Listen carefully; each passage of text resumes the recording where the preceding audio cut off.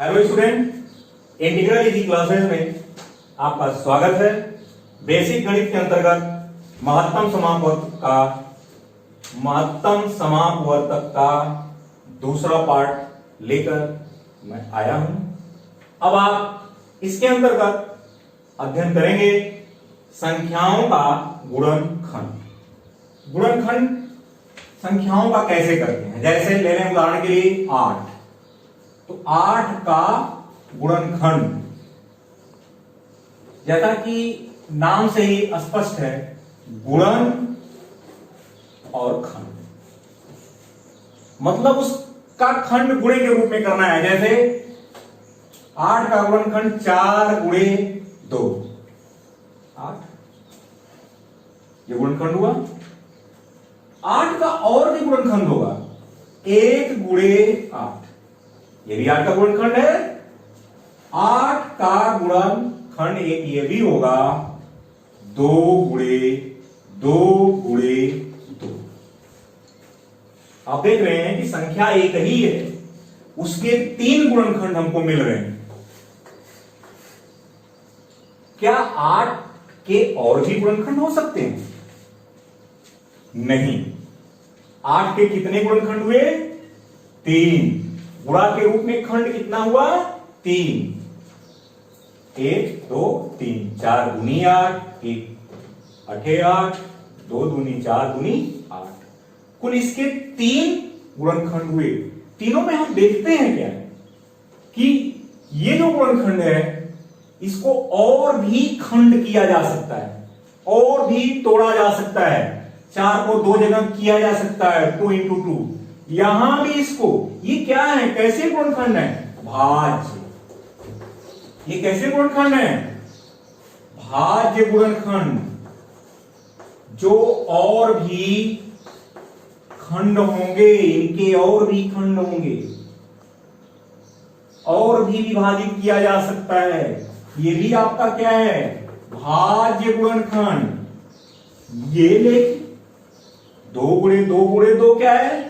आप इसको पुनः किस और भी खंड नहीं कर सकते, इसलिए इसको कहेंगे अभाज्य गुणनखंड।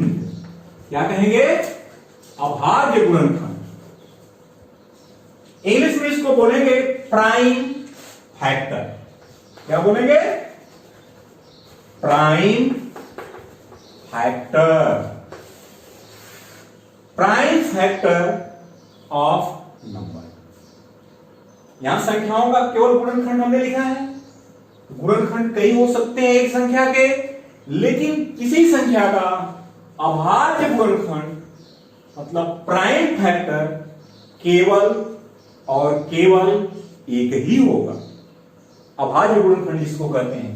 तो हम देखेंगे अन्य संख्याओं को लेते हैं। जैसे उदाहरण के लिए हम ले लें, एग्जाम्पल में क्या ले लें? 27। 27 के कुल कितने गुणनखंड होंगे? आप देखें, 27 को लिख सकते हैं 9 गुणे 3, और 27 को क्या लिख सकते हैं? 27 गुणे 1, और 27 को क्या लिख सकते हैं? 3 गुणे 3 गुणे 3। तो हम देख रहे हैं कि 27 के भी कुल 3 गुणनखंड हुए। ये और भी खंड हो सकता है, इसलिए भाज्य गुणनखंड है। इसका भी और गुणनखंड हो सकता है, ये भी भाज्य गुणनखंड है। लेकिन अभाज्य गुणनखंड ये है 27 का अभाज्य गुणनखंड। अभाज्य गुणनखंड का आशय समझ गए होंगे आप कि वह गुणनखंड जिसको फिर न खंड किया जा सके, उसी को हम अभाज्य गुणनखंड कहते हैं। अभाज्य गुणनखंड को समझने के लिए एक और तरीका है जिसको हम देख रहे हैं। बच्चों देखें, गुणनखंड वृक्ष के द्वारा कैसे हम फैक्टर करते हैं। Tree factor.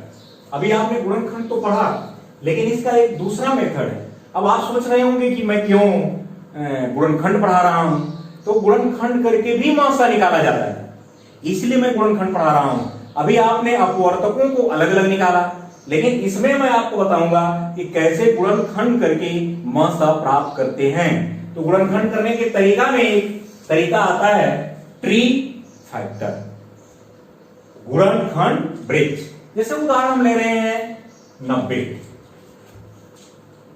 90 एक संख्या है, इसको हम ट्री फैक्टर कैसे करते हैं देखें। हम इसके पहले कोई दो खंड बना लें।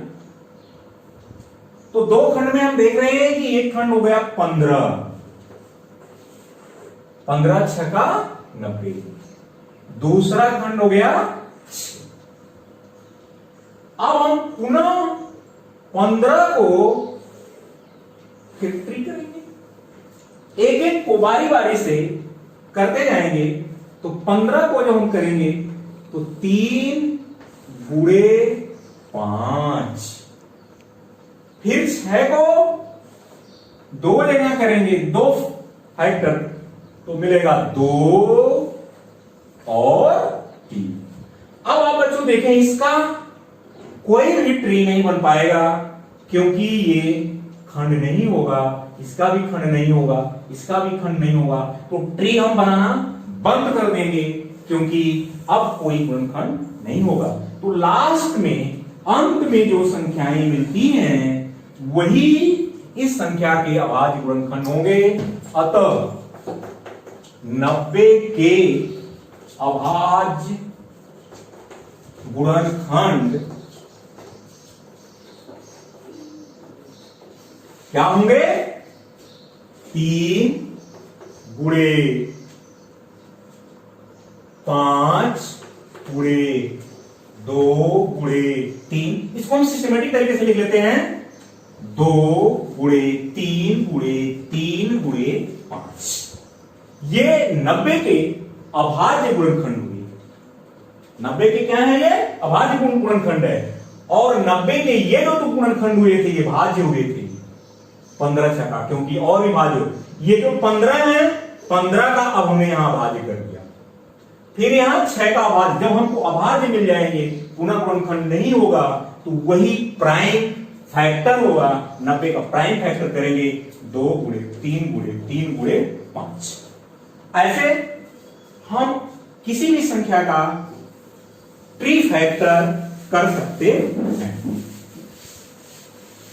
अब हम देखेंगे कि गुणनखंड करके, गुणनखंड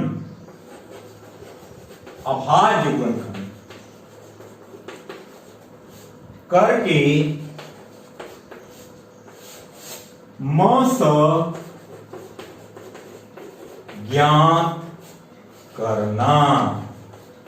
तो पहले हम लेते हैं एक संख्या 24। तो 24 और 36 ले लेते हैं। 24 और 36 का म स ज्ञात करें। तो पहले क्या हम करेंगे? 24 के अभाज्य गुणनखंड करेंगे। अब आप वह गुणनखंड ट्री मेथड से करेंगे तो लंबा समय लगेगा, टाइम ज्यादा लगेगा, इसलिए पहले आप 24 का गुणनखंड लिखेंगे। 24 का गुणनखंड, ध्यान रखें केवल गुणनखंड नहीं बल्कि जोड़ लें अभाज्य गुणनखंड। अभाज्य का बहुत मीनिंग है, भाज्य होगा तो मसा नहीं निकाल पाएंगे हम। 24 का अभाज्य गुणनखंड, 24 का अभाज्य गुणनखंड होगा 2 गुणे 2 गुणे 2 गुणे 3। फिर ये विभाजित न हो, 2 दूनी 4 दूनी 8। तो 24 का अभाज्य गुणनखंड मीन्स 24 इक्वल टू दिस। अब 36 के अभाज्य गुणनखंड करेंगे 36 का, तो 36 का अभाज्य गुणनखंड करेंगे तो आपको मिलेगा 2 दूनी 4 तिहाई 12 तिहाई 36। तो अब आप यहां देख रहे हैं कि दोनों में कॉमन क्या है, सम गुणनखंड क्या है। दोनों में क्या मिल रहा है? देखिए दोनों में ये 2 मिल रहा है, दोनों में ये 2 मिल रहा है। अब देखिए ये 2 दोनों में नहीं है, लेकिन ये 3 दोनों में मिल रहा है, तो जो दोनों में कॉमन हो गया वो कॉमन फैक्टर हो गए। तो 24 और 36 के उभयनिष्ठ मीन्स कॉमन गुणनखंड।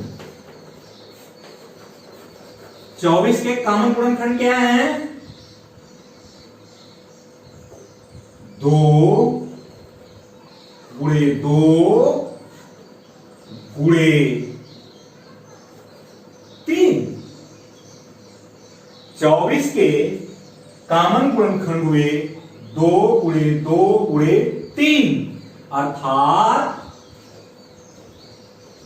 4 गुणे 3 अर्थात 12। तो 24 और 36 का मस कितना हुआ? 12।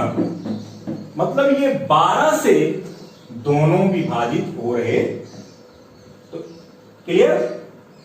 अब हम आपको इन प्रश्नों के आधार पर, इस अध्ययन के आधार पर कुछ होमवर्क देंगे जिसे आप नोट करेंगे। तो बच्चों, अभी आपने जो अध्ययन किया उस आधार पर मैं आपको कुछ होमवर्क दे रहा हूं, उन्हें आप अपनी नोटबुक में करेंगे। निम्नलिखित संख्याओं के अभाज्य गुणनखंड कीजिए। 112, 120, 135, 140, 150 और 1228। दूसरा प्रश्न है, निम्नलिखित संख्याओं का गुणनखंड वृक्ष बनाइए। Factor tree factor. निम्नलिखित का गुणनखंड द्वारा मस ज्ञात कीजिए। 27, 30, 45, 120, 150, 90, 36, 72, 140। अगला प्रश्न है, निम्न गुणनखंड वृक्ष को पूर्ण करें। इसमें देखें ये ब्लैंक है, ब्लैंक में क्या कौन सी संख्या है ये आपको भरना है। यहां भी खाली स्थान इसको भरना है, यहां भी खाली स्थान, यहां भी। तो आप सोच करके देखेंगे कि इस खाली स्थान में कौन सी संख्या भरी जाएगी।